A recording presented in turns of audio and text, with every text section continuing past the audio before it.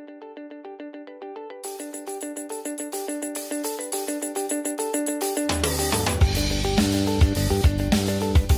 suis très attaché à l'agriculture et à son devenir puisque j'étais agriculteur de profession. L'objectif de demain, c'est préserver la terre agricole, préserver le foncier, c'est quelque chose dont on entend beaucoup parler. Nous avons quelques leviers en matière d'urbanisme lors du prochain plan local d'urbanisme. Nous devrons mettre en place des zones agricoles protégées et aussi de reconstruire la ville sur elle-même en termes d'urbanisme pour préserver justement cette ressource foncière puisqu'à Vitry, il reste actuellement environ 2000 hectares de terres agricoles, mais plus qu'une vingtaine, hélas, d'agriculteurs.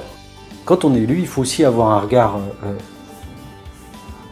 à plus long terme, d'anticipation sur le Vitré demain et après-demain. À côté de cet outil qui fonctionne et qui a déjà prouvé toute son efficacité, il faut amener aussi les entreprises à mieux communiquer entre elles. On a tout un réseau sur Vitré, sur le territoire de Vitré de PME qui ont besoin sans doute de renforcer les réseaux de communication. Je pense que nous pouvons être dans les années à venir une vraie référence.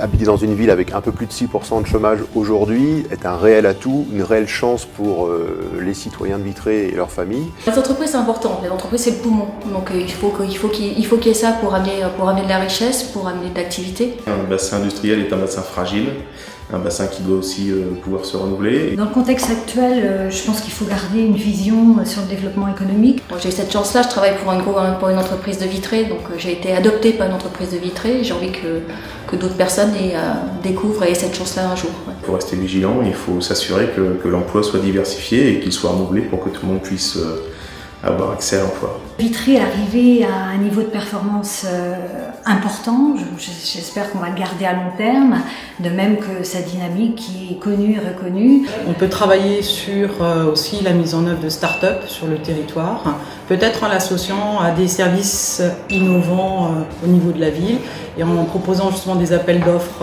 innovants pour développer une ville plus connectée. Je pense notamment à la maison d'emploi, la MEF, qui regroupe toutes les associations et les services qui ont une action sur l'emploi.